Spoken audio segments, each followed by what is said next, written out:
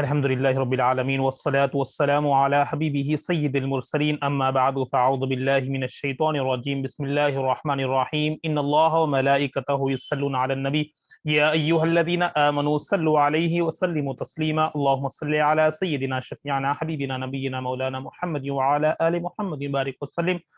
صلو علیہ صلاۃ والسلام علیک یا حبیبی یا سیدی یا رسول اللہ صلی اللہ تعالی علیہ وبارک وسلم اللہم رب اشرح لی صدری ویسر لی امری واحلل عقدۃ من لسانی یفقہوا قولی اللہم رب زدنی علما اللہم رب زدنی علما اللہم رب زدنی علما۔ تمام سامعین، ویورز، ناظرین کو السلام علیکم ورحمۃ اللہ وبرکاتہ۔ میں ہوں آپ کا میزبان سید ارشد، اور سبھی ناظرین کو اس پروگرام میں خوش آمدید ویلکم کرتا ہوں۔ الحمدللہ اللہ کے فضل و کرم سے ہمارا جو سلسلہ چل رہا ہے 14 پارہ آغاز ہو چکا ہے اور 2 رکوع مکمل ہو چکے ہیں، اور کل کی نشست میں ہم نے سورۃ الحجر بھی آغاز کر چکا ہے، اس کے مضامین، اہم پوائنٹس اور اس کے ربط صورت وغیرہ تمام چیزیں ہم نے کل کی نشست میں سماعت کیا تھا۔ انشاءاللہ آج کی نشست میں ہم تیسرے رکوع سے آغاز کریں گے۔ بغور سماعت فرمائے، توجہ کے ساتھ، فوکس کے ساتھ، اچھی نیت کے ساتھ بغور سماعت کرنے کی کوشش کریں۔ آئیے آج کی اس نشست کا آغاز کرتے ہیں۔ بسم اللہ الرحمن الرحیم، اللہ کے نام سے شروع کرتا ہوں جو نہایت مہربان، ہمیشہ رحم فرمانے والا ہے۔ وَلَقَدْ خَلَقْنَا الْإِنسَانَ مِنْ صَلْصَالٍ مِنْ حَمَإٍ مَسْنُونٍ، اور بے شک ہم نے انسان کی کیمیائی تخلیق ایسے خشک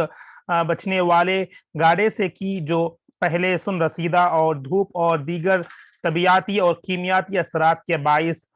تائید ہو کر سیاہ بودا ہو چکا تھا۔ یعنی انسان کی تخلیق ایک گاڑے یعنی اس پانی سے جو بودا ہو چکا تھا، اور ایک کیمیائی یعنی ایک تخلیق کس طرح کی گئی ہے یہاں پر بتایا جا رہا ہے کہ انسان کی تخلیق کس طرح ہوئی ہے۔ وَالْجَانَّ خَلَقْنَاهُ مِنْ قَبْلُ مِنْ نَارِ السَّمُومِ، اور اس سے پہلے ہم نے جنوں کو شدید جلا دینے والی آگ سے پیدا کیا جس میں دھواں نہیں تھا۔ انسان کی تخلیق اس سے کس سے کی گئی ہے؟ ایک گاڑے خشک بچنے والے سے جو پہلے سن رسیدہ ہو چکا تھا اس نقطے سے اس کی گئی ہے۔ اور جنوں کی، ہم سے پہلے جو مخلوق تھی جن تھی، جن کی تخلیق کس طرح ہوئی ہے؟ ہم نے اس سے پہلے جنوں کو شدید جلانے والی آگ، اس لیے جن آگ سے پیدا ہوئے ہیں، یعنی شیطان بھی جن کی ایک مثل ہے تو وہ آگ سے بنی گئی ہے، اور انسان مٹی کے ساتھ بنائی گئی ہے۔ تو جن کی تخلیق آگ سے پیدا کیا گیا ہے، اور انسان کی تخلیق وہ اس گاڑے مٹی سے کی گئی ہے جو پہلے بوسیدہ رسیدہ تھی، جو دھوپ میں، ہر چیز میں دیگر طبیعتی اور کیمیائی اثرات کے باعث یعنی مٹی کی جو صفت ہے اس کی تعلق سے بتایا جا رہا ہے۔ اور جن آگ سے پیدا کیا گیا ہے جس میں دھواں نہیں تھا، اس لیے جن آگ سے اور انسان مٹی سے۔ وَإِذْ قَالَ رَبُّكَ لِلْمَلَائِكَةِ إِنِّي خَالِقٌ بَشَرًا مِنْ صَلْصَالٍ مِنْ حَمَإٍ مَسْنُونٍ، اور وہ واقعہ یاد کیجئے جب آپ کے رب نے فرشتوں سے فرمایا کہ میں سن رسیدہ اور سیاہ بودار بجنے والے گاڑے سے ایک بشری پیکر پیدا کرنے والا ہوں۔ یعنی آدم علیہ السلام کو کس طرح مٹی کے ساتھ پیدا کیا گیا ہے اس کے بارے میں آپ واقعہ سماعت کریں گے۔ تو میں ایک بشر کو پیدا کرنے والا ہوں جو گاڑے مٹی کے ساتھ پیکر پیدا کرنے والا ہوں، وہ فرشتوں سے فرمایا جا رہا ہے۔ اللہ تعالیٰ فَإِذَا سَوَّيْتُهُ وَنَفَخْتُ فِيهِ مِن رُّوحِي فَقَعُوا لَهُ سَاجِدِينَ، پھر جب میں اس کے ظاہری تشکیل کو کامل طور پر درست حالت میں لا چکا اور اس پیکر بشر کے باطن میں اپنی نورانی روح پھونک دوں تو تم اس کے لیے سجدہ میں گر پڑنا۔ اب یہاں پر انسان یعنی آدم علیہ السلام کی تخلیق ہوئی، کس طرح آدم علیہ السلام کو تمام ایک تشکیل کامل طور پر درست حالت میں لا چکا، اور اس کے اندر نورانی روح یعنی نورانی اللہ تعالیٰ نے پھونک دوں، تو تم جب اس کے اندر نورانی روح کو پھونک دوں تب اس مجسمہ یعنی اس آدم، اس انسان کی جو تخلیق ہوئی ہے بشر کی، اس کے لیے سجدے میں گر پڑنا۔ یہ فرشتوں سے اللہ تعالیٰ حکم کر رہا ہے۔ فسجد الملائکۃ کلہم اجمعون، پس اس پیکر بشری کے اندر نوری ربانی کا چراغ یعنی اللہ تعالیٰ کے نور جلتے ہی سارے کے سارے فرشتوں نے سجدہ کیا اللہ کے حکم کے حساب سے۔ الا ابلیس ابا ان یکون مع الساجدین، سوائے ابلیس کے اس نے سجدہ کرنے والوں کے ساتھ ہونے سے انکار کر دیا۔ جب اللہ کا حکم ہوا کہ جب اس مجسمہ جو مٹی کے ساتھ بنائی گئی ہے اس کے اندر جب نورانی روح پھونک دوں تو تمام فرشتوں کو سجدہ کرنے کا حکم کیا گیا، تو تمام فرشتے سجدہ ریز ہو گئے اللہ کے حکم کے حساب سے، مگر ابلیس نے انکار کر دیا۔ فرمایا کہ سوائے ابلیس کے اس نے سجدہ کرنے والوں کے ساتھ ہونے سے انکار کر دیا۔ قال یا ابلیس ما لک الا تکون مع الساجدین، اللہ نے ارشاد فرمایا اے ابلیس تجھے کیا ہو گیا ہے کہ تو سجدہ کرنے والوں کے ساتھ نہ ہوا۔ قال لم اکن لاسجد لبشر خلقته من صلصال من حمأ مسنون، ابلیس نے کہا میں ہرگز ایسا نہیں ہو سکتا کہ بشر کو سجدہ کروں جسے تو نے سند رسیدہ اور سیاہ بودار یعنی کالی بودار بچنے والے گاڑے سے مٹی سے تخلیق کیا ہے، اس کو میں سجدہ نہیں کر سکتا جو جس نے تو مٹی سے بشر کو پیدا فرمایا ہے۔ اللہ تعالیٰ سے وہاں پر حجت فرما رہا ہے۔ قال فاخرج منها فانك رجیم، اللہ نے فرمایا تو یہاں سے نکل جا، بس بے شک تو مردود رائندہ درگاہ ہے، یعنی اسی وقت اللہ تعالیٰ نے اسے وہاں سے نکال دیا، رائندہ درگاہ مردود کو وہاں سے مردود فرما کر رائندہ درگاہ کر دیا۔ وَإِنَّ عَلَيْكَ اللَّعْنَةَ إِلَى يَوْمِ الدِّينِ، اور بے شک تجھ پر روز جزا تک، روز جزا یعنی حشر کا میدان جب برپا ہوگا قیامت کے دن تک لعنت پڑتی رہے گی۔ قال ربی فانظرنی الی یوم یبعثون، اس نے کہا اے پروردگار پس تو مجھے اس دن تک مہلت دے جس دن لوگ دوبارہ اٹھائے جائیں گے۔ تو اللہ تعالیٰ جب اسے اللہ تعالیٰ سے حجت کرنے لگا، انکار کر دیا، تو اسے رائندہ درگاہ فرما دیا مردود کہلا کر، کیونکہ اس نے کیا حجت کیا کہ میں آگ سے بنا ہوا ہوں، تو نے بشر کو مٹی سے فرمایا تو میں بشر کے آگے سجدہ نہیں کروں گا، تو اس لیے میں سجدہ کرنے والوں سے نہیں ہوں۔ اس طرح وہاں پر ہو گیا، جب اللہ تعالیٰ نے فوراً اس کو اس جواب کے مطابق اللہ تعالیٰ نے اسے نکل جانے کا حکم دیا، اور تب تک یعنی قیامت کے دن تک اس پر لعنت پڑتی رہے گی۔ تو اس نے کہا اے پروردگار پس تو مجھے، اس نے مہلت مانگی کب تک، جس دن تک لوگ دوبارہ اٹھائے جائیں گے، یعنی حشر کے میدان برپا ہونے تک اس نے مہلت مانگی۔ کس لیے؟ قال فإنك من المنذرین، اللہ نے فرمایا سو بے شک تو مہلت یافتہ لوگوں میں سے ہے، اللہ نے مہلت دے دی اس کو، الی یوم الوقت المعلوم، وقت مقررہ کے دن قیامت تک۔ قال ربی لما اغویتنی لأزینن لهم فی الارض ولأغوینہم اجمعین، ابلیس نے کہا اے پروردگار اس سبب سے جو تو نے مجھے گمراہ کیا، میں بھی یقیناً کے لیے زمین میں گناہوں اور نافرمانیوں کو خوب آراستہ و خوشنما بنا دوں گا، اور ان کے سب کو ضرور گمراہ کر کے رہوں گا، جس کی وجہ سے تو نے مجھے رائندہ درگاہ فرما دیا، تو نے مجھے مہلت دے دی جب قیامت تک، تب تک میں تمام اے پروردگار اس سبب یعنی اس کی وجہ سے، اس جو سجدہ نہیں کرنے کی وجہ سے، کس لیے؟ بشر کے لیے، بشر کے واسطے، اس سبب سے جو تو نے مجھے گمراہ کر کیا گیا ہے، تو میں بھی یقیناً وہ مہلت مانگا، کیوں؟ لوگوں کو گمراہی پہ لانے کے واسطے، جس کی وجہ سے اس کو گمراہ کر دیا گیا ہے، تو انہی لوگوں کو، بشر کو دنیا میں وہ گمراہ کرنے کے لیے مہلت مانگا، تاکہ وہ یقیناً اس زمین میں گناہوں اور نافرمانیوں کو خوب آراستہ کروں گا۔ وہ چیلنج کر اللہ تعالیٰ کہ میں خوب گناہوں میں اور ہر طرف آراستہ خوشنما بنا دوں گا، یعنی دنیا کو انسانوں کے لیے خوشنما، گناہوں کو عام کر کر، یعنی جس طرح وہ اٹریکٹ ہو اس طرح دنیا کو بنا دوں گا، خوشنما بنا دوں گا، اور سب کو ضرور گمراہ کر کے رہوں گا۔ وہ چیلنج کر کے مہلت مانگا، تو اللہ تعالیٰ نے اسے پہلے ہی مہلت والوں کے لوگوں میں شمار کر دیا۔ اب اس طرح وہ جو مشن ہے اس کا چل رہا ہے، اسی طرح وہ لوگوں کو گمراہ کرنے میں لگا ہے قیامت تک۔ الا عبادک منہم المخلصین، سوائے تیرے ان برگزیدہ بندوں کے جو میرے اور نفس کے فریبوں سے خلاصی پا چکے ہیں گے، سوائے۔ اب وہاں پر کنڈیشن کیا رکھا کہ اللہ تعالیٰ نے، یعنی اللہ تعالیٰ سے وہ اس طرح گفتگو کیا کہ سوائے ان بندوں کے، کیونکہ وہ بھی جانتا ہے کہ وہ بندے جو اللہ کے ذکر سے، اور اللہ کے برگزیدہ بندے جو اللہ کے حکم کو ماننے والے ہیں، وہ اس کی گمراہی میں نہیں آئیں گے۔ تو اس کو وہ بھی معلوم ہے کہ کیونکہ وہ عالم تھا، شیطان علم میں بہت، شیطان تو نام بعد میں آیا، تو یعنی اس کا نام ابلیس، پہلے تو وہ فرشتوں کا استاد کہلاتا تھا، وہ علم رکھتا تھا، ہر چیز تھا، صرف ایک کام کی وجہ سے کہا جاتا ہے کہ دنیا میں ایسی جگہ نہیں ہے وہاں جو سجدہ نہیں کرا، وہ مطلب عبادت گزار تھا، مگر کیونکہ وہ اس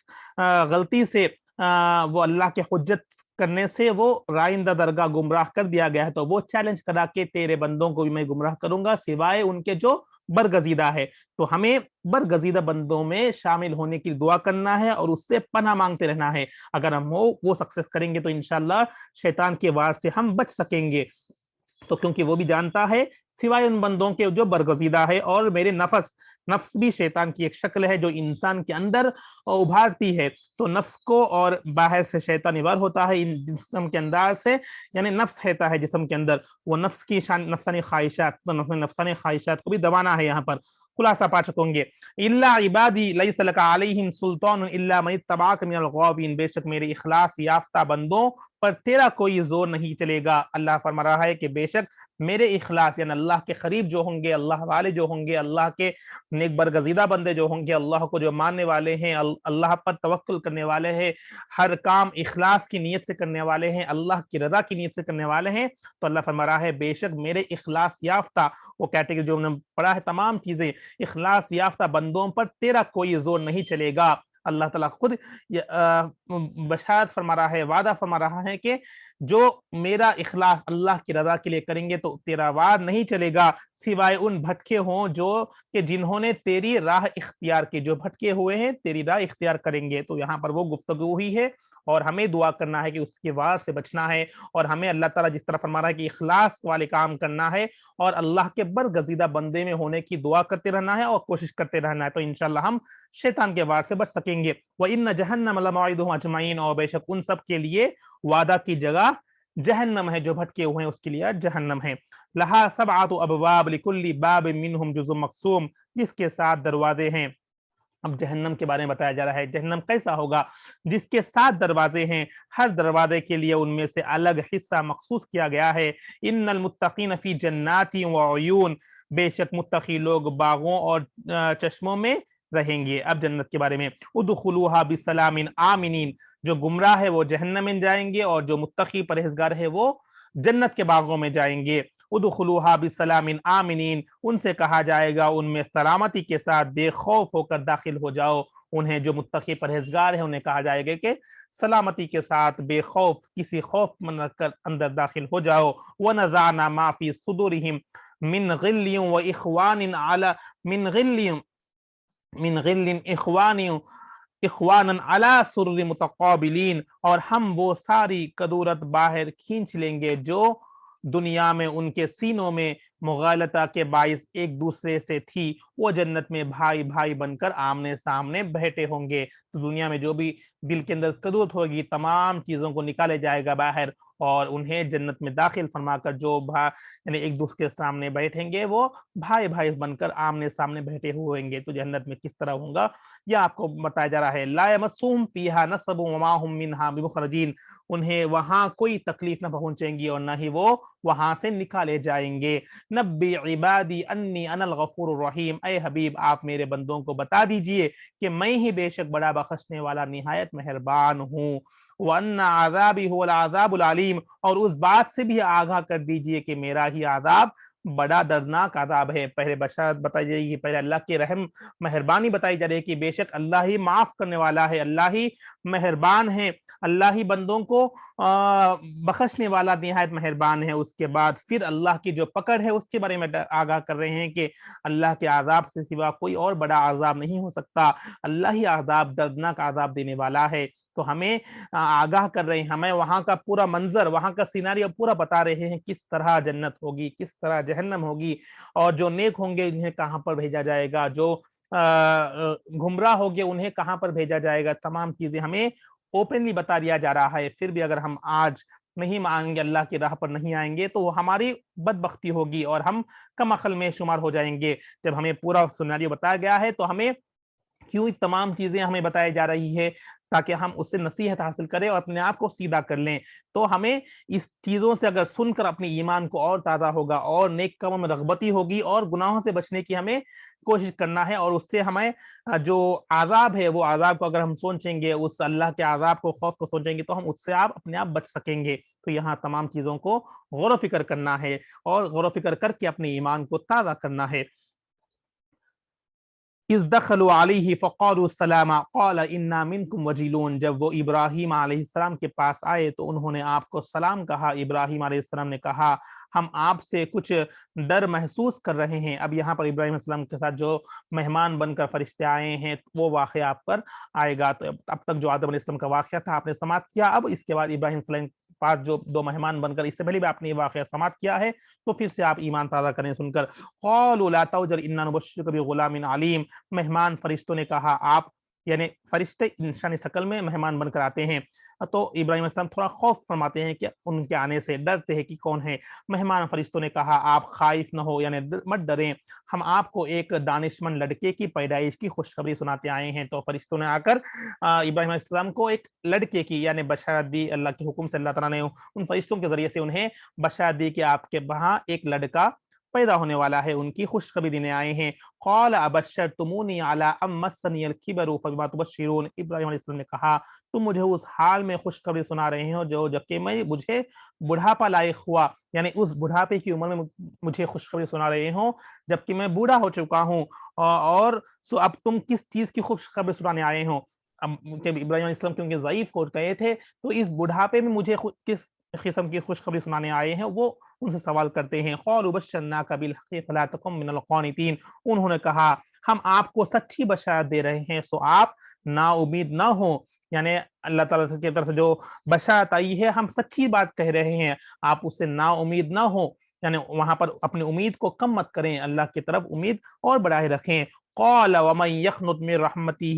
رحمت ربی الا الضالون، ابراہیم علیہ السلام نے کہا اپنے رب کی رحمت سے گمراہوں کے سوا اور کون مایوس ہو سکتا ہے؟ تو یہاں پر ہمیں اور ایک بات سیکھنے کی ہے، جو گمراہ ہے وہ اللہ کی رحمت سے مایوس ہوتے ہیں، اللہ سے مایوس ہوتے ہیں، جو اللہ پر توکل کرنے والے ہیں، اخلاص رکھنے والے ہیں، کبھی اللہ سے مایوس نہیں ہونا ہے، چاہے کوسی عمر بھی ہوں دو، چاہے کتنی مشکل بھی ہوں دو، کتنی پریشانی بھی ہوں دو، کتنی تکالیف میں بھی ہوں دو، اللہ سے کبھی بھی نہ مایوسی رکھنا ہے، مایوسی رکھنا نہیں ہے۔ اللہ سے ہم جیسی امید رکھیں گے اللہ تعالیٰ ویسی ہمیں اپنا فضل فرمائے گا، اپنی کاموں میں آسانی فرمائے گی۔ یہاں پر پازیٹیو تھنکنگ کے بارے میں ہمیں نصیحت دی جا رہی ہے، نیگیٹو تھنکنگ نہیں رکھنا ہے، ہمیشہ ہر حال ہمیں پازیٹیو تھنک رکھنا ہے، اللہ کی طرف سے اچھی امید لگائے رکھے ہیں، جیسی نیت ہوگی ویسے ہی اپنے پر اس کا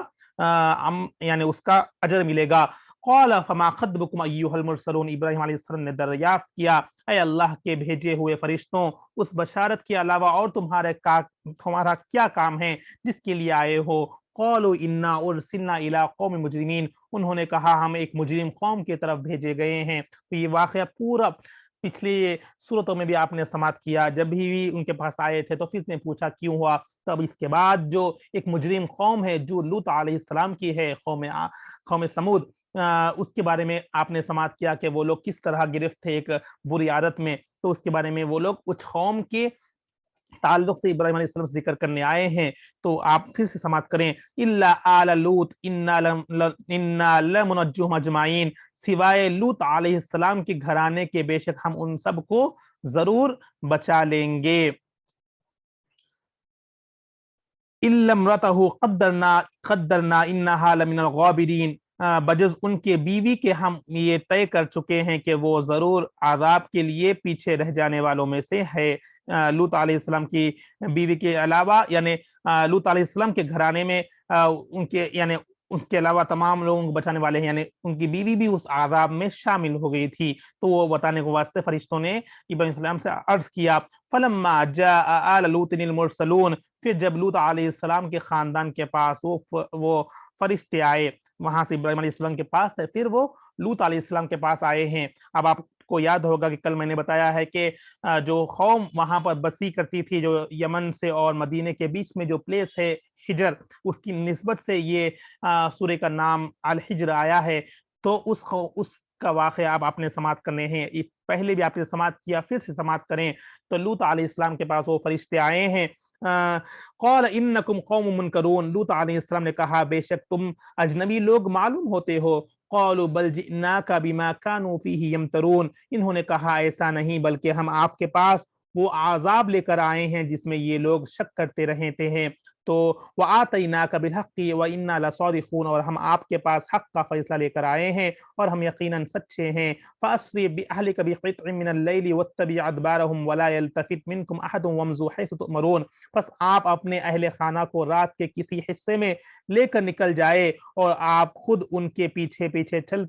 چلیے، اور آپ میں سے کوئی مڑ کر بھی پیچھے نہ دیکھیں، اور آپ کو جہاں جانے کا حکم دیا گیا ہے وہاں چلے جائیں۔ تو لوط علیہ السلام کو فرشتے فرما رہے ہیں کہ اللہ کے حکم جو بھی فرمان ہے وہ یہاں پہنچا رہے ہیں کہ آپ رات کے حصے میں نکل جائیں اپنے گھر والوں کو لے کر، پیچھے مڑ کر نہ رہیں، آپ سامنے سامنے چلتے جائیں اور جہاں پر جانے کا حکم دیا گیا ہے وہاں پر چلے جائیں۔ وَقَضَيْنَا إِلَيْهِ ذَلِكَ الْأَمْرَ أَنَّ دَابِرَ هَٰؤُلَاءِ مَقْطُوعٌ مُصْبِحِينَ، اور ہم نے لوط علیہ السلام کو اس فیصلے سے بذریعے وہی آگاہ کر دیا کہ بے شک ان کے صبح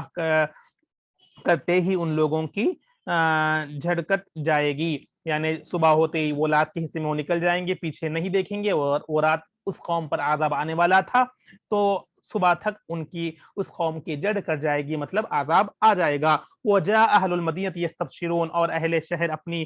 بدمستی میں خوشیاں مناتے ہوئے لوط علیہ السلام کے پاس آ پہنچے۔ قَالَ إِنَّ هَٰؤُلَاءِ ضَيْفِي فَلَا تَفْضَحُونِ، لوط علیہ السلام نے کہا بے شک یہ لوگ میرے مہمان میں ہے، بس تم مجھے ان کے بارے میں شرمسار نہ کرو۔ وَاتَّقُوا اللَّهَ وَلَا تُخْزُونِ، اور اللہ کے غضب سے ڈرو اور مجھے رسوا نہ کرو۔ قَالُوا أَوَلَمْ نَنْهَكَ عَنِ الْعَالَمِينَ، وہ بدمست لوگ بولے اے لوط کیا ہم نے تمہیں دنیا بھر کے لوگوں کو حمایت سے منع نہیں کیا تھا؟ قال هؤلاء بناتی ان کنتم فاعلین، لوط علیہ السلام نے کہا یہ میری قوم کے بیٹیاں ہیں، اور اگر تم کچھ کرنا چاہتے ہو تو بجائے بد کرداری کے ان سے نکاح کر لو، کیونکہ وہاں پر ایک غلط کام وہ لوگ میں مبتلا تھے جو یعنی نکاح کے علاوہ وہ لوگ زنا کرتے تھے۔ تو یہاں پر لوط علیہ السلام نے فرمایا کہ یہ میری قوم کی بیٹیاں ہیں، ان سے نکاح کر کے جو بھی یعنی بد کرداری سے بچو، کیونکہ وہ قوم بد کرداری میں مبتلا تھی، اس کی وجہ سے اس قوم کو عذاب آنے والا تھا۔ لَعَمْرُكَ إِنَّهُمْ لَفِي سَكْرَتِهِمْ يَعْمَهُونَ، اے حبیب مکرم آپ کی عمر مبارک کی قسم بے شک یہ لوگ بھی قوم لوط کی طرح اپنی بدمستی میں سرگرداری پھر رہے ہیں۔ اب یہاں پر لوط علیہ السلام کے قوم کے بارے میں بتایا گیا ہے کس طرح وہ لوگ بد کرداری میں مبتلا تھے، اور اس رات اس قوم پر عذاب آ گیا ہے، اور لوط علیہ السلام کے انکار کرنے پر بھی وہ لوگ نہیں مانتے تھے، تو اللہ کے حکم سے اس فرشتوں نے آ کر بشارت سنا دی، اور لوط علیہ السلام اسی رات وہاں سے نکل گئے، اور اس رات وہاں پر عذاب آ چکا تھا۔ تو اب پیارے نبی کو اللہ تعالیٰ فرما رہے ہیں کہ اے حبیب مکرم آپ کی عمر مبارک کی قسم، یعنی بے شک یہ لوگ بھی، یعنی اب امت مسلمہ کے بارے میں بتایا جا رہا ہے کہ یہ لوگ بھی قوم لوط کی طرح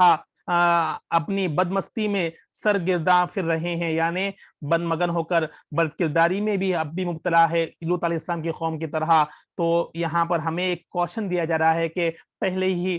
یعنی آج آپ بھی دیکھ رہے ہیں کہ ہر چیز عام ہو گئی ہے، تو اس کی گرفت بھی ہو سکتی ہے، تو ہمیں پیارے نبی کے ذریعے سے اس کلام پاک کے ذریعے سے اس قوم کی نصیحت لینا ہے کہ ہمیں ان اعمال سے بچنا ہے۔ فَأَخَذْتَهُمُ الصَّيْحَةُ مُشْرِقِينَ، پس انہیں طلوع آفتاب کے ساتھ ہی سخت آتشی کڑک نے آ لیا، یعنی ایک کڑک آگ آ کر اس قوم کو، آتش مطلب آگ آدھے اس قوم پر عذاب آ گیا ہے۔ فَجَعَلْنَا عَالِيَهَا سَافِلَهَا وَأَمْطَرْنَا عَلَيْهِمْ حِجَارَةً مِّن سِجِّيلٍ، سو ہم نے ان کی بستی کو زیر زبر کر دیا، یعنی نیست و نابود کر دیا، اور ہم نے ان پر پتھر کی طرح سخت مٹی کے کنکر برسائے، اور کنکر برسائے، پتھر کا عذاب اس قوم پر آ گیا ہے۔ ان فی ذلک لآیۃ للمتوسمین، بے شک اس واقعے میں اہل فراست کے لیے نشانیاں ہیں، تمام لوگوں کے لیے نشانیاں ہیں۔ وَإِنَّهَا لَبِسَبِيلٍ مُقِيمٍ، اور بے شک وہ بستی ایک آباد راستے پر واقع ہے، اب بھی وہ بستی وہاں پر ہے۔ اس لیے احادیث میں آپ نے سماعت کیا تھا کہ جو شروع کے سٹارٹنگ میں پڑھی تھی، جب بھی وہ بستی سے گزرو تو تیزی کے ساتھ گزرو اور وہاں پر روتے ہوئے گزرو، تاکہ اس بستی پر اس پتھروں والا عذاب آیا ہے، اور کہیں ہمیں اس عذاب کے ڈر سے اللہ سے دعا مانگتے رہنا ہے، اور وہاں پر جب گزرو تو روتے ہوئے اللہ کے بارگاہ میں اس بستی سے گزرا کرو، اور اس عذاب کو یاد کر کے رویا کرو، اور ہمیں اس عذاب سے بچنے کے لیے دعا کرنا ہے۔ تو آج بھی وہ بستی وہاں پر موجود ہے، آباد راستے پر واقع ہے، جو مدینے سے یمن کے بیچ میں ہے، جو ہجر کے مقام کہلاتا ہے۔ ان فی ذلک لآیۃ للمؤمنین، بے شک اس واقعہ قوم لوط میں اہل ایمان کے لیے نشانی عبرت ہے، ہمارے لیے وہ عبرت والا واقعہ ہے، ہمیں اس سے عبرت حاصل کرنا ہے، اور تمام چیزوں کو جو بھی ہم اگر بد کردار میں مبتلا ہے تو ہمیں اپنے آپ کو توبہ کر کے رجوع ہونا ہے اور ان اعمال سے بچنا ہے، اور تاکہ ان عذاب سے بھی ہم بچیں، اور ہمیں نیک برگزیدہ بندے کی دعا کرتے ہیں چاہیے۔ وَإِنْ كَانَ أَصْحَابُ الْأَيْكَةِ لَظَالِمِينَ، اور بے شک باشندگان ایکا یعنی گھنی جھاڑیوں کے رہنے والے بھی بڑے ظالم تھے۔ فَانْتَقَمْنَا مِنْهُمْ وَإِنَّهُمَا لَبِإِمَامٍ مُبِينٍ، پس ہم نے ان سے بھی انتقام لیا اور یہ دونوں بستیاں کھلے راستے پر موجود ہے۔ یہ اور ایک الگ واقعہ ہے جو باشندگان ایکیا یعنی اصحاب الایکا جو گھنی جھاڑیوں میں رہنے والے ہیں بڑے ظالم تھے، پس ہم نے ان سے بھی انتقام لیا اور یہ دونوں بستیاں کھلے راستے پر، جو ہجر ہے اور یہ جو ایکا والی بستی ہے، یہ کھلے راستے پر موجود ہے۔ وَلَقَدْ كَذَّبَ أَصْحَابُ الْحِجْرِ الْمُرْسَلِينَ، اور بے شک وادی ہجر کے باشندوں نے بھی رسولوں کو جھٹلایا ہے۔ وَآتَيْنَاهُمْ آيَاتِنَا فَكَانُوا عَنْهَا مُعْرِضِينَ، اور ہم نے انہیں بھی اپنی نشانیاں دی مگر وہ ان سے روگردانی نہیں کرتے رہے۔ اب ہجرت کے مقام کے والے میں واقعہ سماعت کریں گے۔ وَكَانُوا يَنْتِيهُونَ مِنَ الْجِبَالِ بُيُوتًا آمِنِينَ، اور جو لوگ بے خوف و خطر پہاڑوں میں گھر تراشتے تھے، تو یہ ہجرت کا مقام تھا۔ جو قوم لوط تھی وہ الگ مقام ہے، وہ بھی وہاں پر موجود ہے، اور جو ایکا بستی ہے وہ الگ مقام پر ہے، وہاں پر جو بھی سراؤنڈنگز میں موجود ہے۔ اب جو واقعہ آپ سمان کر رہے ہیں اصحاب الحجر کے، یعنی ہجر جو یمن اور مدینے کے بیچ میں ہے، اس واقعہ آپ اب سماعت کریں گے، قوم سمود کا ہے یہ۔ تو یہ لوگ بے خوف و خطر پہاڑوں میں گھر تراشتے تھے، یعنی اس زمانے میں پہاڑوں کے اندر گھر بنایا کرتے تھے۔ آج بھی اگر آپ گوگل پر بھی سرچ کریں گے تو آپ کو وہ وہاں کے مناظر جو پہاڑ کے اندر گھر بنائے، اتنے اللہ تعالیٰ نے انہیں ہنر عطا کیا تھا کہ وہ پہاڑوں کے اندر پہاڑوں کو تراش کے گھر بناتے تھے، آج بھی وہ موجود ہے۔ میں نے بھی یوٹیوب پر گوگل پر کلپ دیکھا ہے، تو آپ بھی غور کریں اس پہاڑوں یعنی کس طرح وہ لوگ اللہ تعالیٰ نے یعنی وہ ماہرانہ ایک دیا تھا کہ جس سے وہ پہاڑ کو تراش کر گھر بناتے تھے۔ فَأَخَذَتْهُمُ الصَّيْحَةُ مُصْبِحِينَ، اور تو انہیں بھی صبح کرتے ہی خوفناک کڑک نے آ پکڑا، کیونکہ وہ بھی ایک عذاب مبتلا ہو گئے، اور صبح ہوتے ہی انہوں بھی ایک عذاب نے آ پکڑا۔ فَمَا أَغْنَىٰ عَنْهُمْ مَا كَانُوا يَكْسِبُونَ، سو جو مال وہ کیمیا کرتے تھے وہ ان سے اللہ کے عذاب کو دفع نہ کر سکا، یعنی وہ لوگ جو کماتے تھے، وہ قوم جو اللہ کو نہ مانتی تھی، اللہ کے فرمانبردار نہیں تھی، اللہ کے احکام کو نہیں مان کر اپنے مال پر، وہ اپنے ہنر پر، اپنے مال پر وہ لوگ اتراتے تھے کہ وہ مال انہیں بچائے گی، وہ مال بھی انہیں اس عذاب سے نہیں بچا سکے، وہ مال بھی اس کو دفع یعنی عذاب کو نہیں دفع کر سکا۔ وما خلقنا السماوات والارض وما بینہما الا بالحق وان الساعة لآتیۃ فاصفح الصفح الجمیل، اور ہم نے آسمانوں اور زمین کو اور جو کچھ ان دونوں کے درمیان ہے ابس پیدا نہیں کیا، اور یقیناً قیامت کے گھڑی آنے والی ہے۔ سو اے اخلاق مجسم، آپ بڑے حسن و خوبی کے ساتھ درگزر کرتے رہیے۔ ان ربک هو الخلاق العلیم، بے شک آپ کا رب ہی سب کو پیدا فرمانے والا، خوب جاننے والا ہے۔ وَلَقَدْ آتَيْنَاكَ سَبْعًا مِنَ الْمَثَانِي وَالْقُرْآنِ الْعَظِيمِ، اور بے شک ہم نے آپ کو بار بار دہرانے یعنی دہرائی بار بار پڑھی جانے والی 7 آیتیں یعنی سورہ فاتحہ اور بڑی عظمت والا قرآن عطا فرمایا ہے۔ یہاں پر سورہ فاتحہ کی اہمیت ہے کیونکہ سورہ فاتحہ سبع المثانی کہلاتی ہے، مطلب بار بار پڑھی جانے والی۔ ہر نماز میں ہم سورہ فاتحہ کو پڑھتے ہیں، 7 آیت سے جو ہوتی ہے سورہ فاتحہ، تو سبع مثانی مطلب 7 آیت والی جو بار بار پڑھی جانے والی، اور قرآن جو ہمیشہ عظمت والے قرآن ہے عطا فرمایا ہے کس کو؟ پیارے نبی کو۔ لا تمدن عینک الا ما متعنا به ازواجا منهم ولا تحزن علیہم واخفض جناحک للمؤمنین، آپ ان چیزوں کی طرف نگاہ اٹھا کر بھی نہ دیکھیے جن سے ہم نے کافروں کے گروہ کو چند روز عیش کے لیے بہرمند کیا ہے، اور ان کی گمراہی پر رنجیدہ خاطر بھی نہ ہو، اور اہل ایمان کی دلجوئی کے لیے اپنے شفقت الطافت کے باز جھکائے رہیں، یعنی جس طرح ہم نے کفار کو چند دنوں کے لیے دنیا میں بھیجا ہے اور وہ لوگ اس میں मस्त मगन थे, उसने गुमराह कर दिया, तो आप उस पर रंजीदा मत होए, बल्कि ईमान वालों को दिलजोई के लिए बाजू जगह झुका के रखें। वकुल इन्नी अना नज़ीर मुबीन, और फरमा दीजिए कि बेशक अब मैं ही आज़ाब इलाही का वाज़ेह व सरीह दर सुनाने वाला हूँ। कमा अंज़लना अलल मुख्तसिमीन, जैसा आज़ाब के हमने तकसीम करने वालों यानी यहूद व नसारा पर उतारा था। अल्लज़ीना जअलुल कुरान ईज़ीन, जिन्होंने कुरान को टुकड़े टुकड़े करके तकसीम कर डाला, यानी मुवाफिकी आयतों को मान लिया और गैर मुवाफिक को न माना। मतलब कुरान को उन्होंने टुकड़े टुकड़े करके तकसीम कर दिया, यानी उनको जो पसंद आती थी आयतें वो ले लिया, उनके जो खिलाफ थी यानी उनको जो नापसंदीदा थी, जो अहकाम उन्हें नहीं पसंदीदा था उन्हें ठुकरा दिया। तो वो कौम यानी जिस तरह उन मुनाफिकाना उस यहूद नसारा ने किया, इस तरह हमने उन्हें भी तकसीम करके आज़ाब में मुब्तला कर दिया, यहूद नसारा पर उतारा था। सो फ़व रब्बिक लनसरन्नहुम अजमाइन, सो आपके रब की कसम हम उन सब से जरूर यानी परिश करेंगे। अम्मा कानू यामलून, उन अमाल से मुतालिक जो वो करते रहे, तमाम चीज़ों के बारे में पूछ होगी जो वो अमाल करते थे। यकीनन हम आपके रब की कसम उन सब से ज़रूर पूछेंगे, उन अमाल से मुतालिक जो वो करते थे। फस्दा बिमा तुअमर वारिज़ अनिल मुश्रिकीन, बस आप वो बातें ऐलानिया कह डालें जिनका आपको हुक्म दिया गया है, और आप मुश्रिकों से मुँह फेर लीजिए। तो अब तक जितने वाक़या आपने समाअत किया, कौम समूद के बारे में, कौम लूत के बारे में, उस असहाब ऐका के बारे में, इन 3 प्लेसेस के बारे में बताकर अब प्यारे नबी से मुखातिब होकर अपने ईमान के बारे में, कलाम पाक को भेजने की मकसद और सबा मसानी सूरह फातिहा की अहमियत और तमाम चीज़ों के बारे में प्यारे नबी से मुखातिब होकर फरमा रहे हैं कि अपने उम्मत को यानी कुफ़ार को या वहाँ पर मुश्रिकों को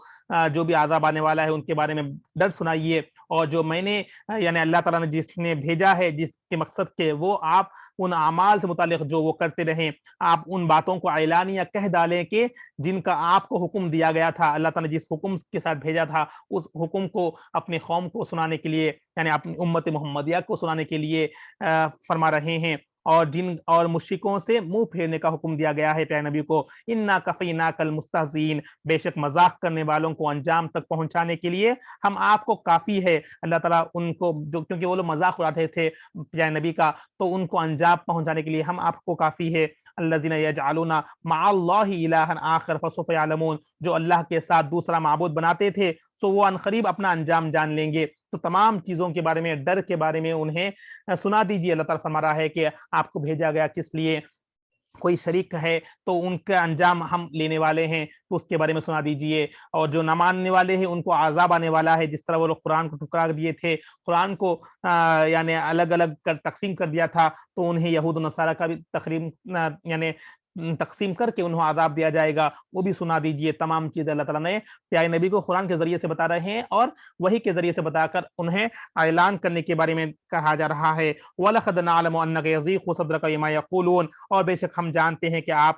आपका सीना अक़दस उन बातों से तंग होता है जो वो कहते हैं, यानी उनके बातों से तकलीफ होती है। अल्लाह ताला फरमा रहे कि मैं जानता हूँ। फसब्बिह बिहम्दि रब्बिका वकुन मिनस साजिदीन, सो आप हम्द के साथ अपने रब की तस्बीह किया करें। जब आपको उस तरह तकलीफ होती है तो आप हम्द के साथ तस्बीह किया करें और सुजूद करने वालों में शामिल रहे। तो हमें भी यहाँ पर एक नसीहत मिलती है, जब भी आपको कुछ कोई कहे, तकलीफ पहुंचे, तो अल्लाह का जिक्र करें, उससे उस तकलीफ दूर हो जाती है, तकलीफ कम हो जाती है, और सजदा करने वालों के साथ शामिल रहा करें। वाबुद रब्बका हत्ता यअतिकल यकीन, और अपने रब की इबादत करते रहें यहाँ तक कि आपको आपकी शान के लायक मकाम यकीन मिल जाए, यानी इंशिराह कामिल नसीब हो जाए। यानी आपको अपनी शान के मुताबिक अपना यकीन, कामिल यकीन मिल जाए। अल्लाह ताला ने प्यारे नबी को इस तरह फरमा रहा है कि तमाम चीजें कुफ्फार को, उम्मत को बता दें, और जो जिस वजह से भेजा गया, अगर आपको तकलीफ हो उन बातों की वजह से, तो उस पर घबराएं नहीं, बल्कि इबादत करते रहें, तस्बीह करते रहें, और अपने मुकाम तक पहुंचा दे जहां का आपकी शान के लायक है। ये तमाम चीजें अल्लाह ताला ने प्यारे नबी को कहकर تسکین دے رہے تھے، تو ہمیں بھی یہاں پر عبادت میں شامل کرنا ہے۔ جب بھی آپ کچھ کوئی کہہ رہے ہیں، آپ اچھا کام کر رہے ہیں، مگر مذاق اڑانے والے مذاق اڑائے یا کچھ آپ کو تکلیف پہنچانے میں تکلیف پہنچائے، تو آپ ان سے بحث نہ کریں، کیونکہ اللہ تعالیٰ یہاں پر پیارے نبی کو الٹا کہنے کے لیے نہیں کہا۔ آج ہم دیکھا ہے کوئی کچھ کہے تو ہم الٹا کہتے تھے، تو اس کے بجائے ہمیں صبر کرنا ہے، اللہ سے ذکر کرنے اور بڑا کرنا ہے، تسبیح کرنا ہے اور اللہ سے مدد مانگنا ہے۔ اللہ کے ذریعے اگر ہم ان تمام چیزیں کریں گے تو وہ جو درد تھا، وہ جو تکلیف تھی، وہ کم ہو جائے گی انشاءاللہ۔ آج انشاءاللہ ہم یہاں پر اپنا پروگرام کا اختتام کرتے ہیں۔ اللہ کے فضل و کرم سے ہم آج سورہ ہجر اختتام کر چکے ہیں۔ کل انشاءاللہ سورۃ النحل آغاز کریں گے اور 14واں پارہ بھی ربو یعنی پو پارہ ہو چکا ہے۔ آئیے دعا کے ساتھ ہم اپنی نشست کا اختتام کرتے ہیں۔ رب کی بارگاہ میں دعا ہے، یا اللہ ہم نے جو کچھ بھی پڑھا ہے سنا ہے، یا اللہ اس میں کچھ غلطیاں ہو اپنے فضل و کرم سے معاف فرما دے، اور جو بھی سمجھنے کی کوشش کریں یا اللہ ہمیں اس کا فہم نصیب فرما دے، اس کا ادراک نصیب فرما دے، سمجھ میں آسانی فرما دے، قرآن کا علم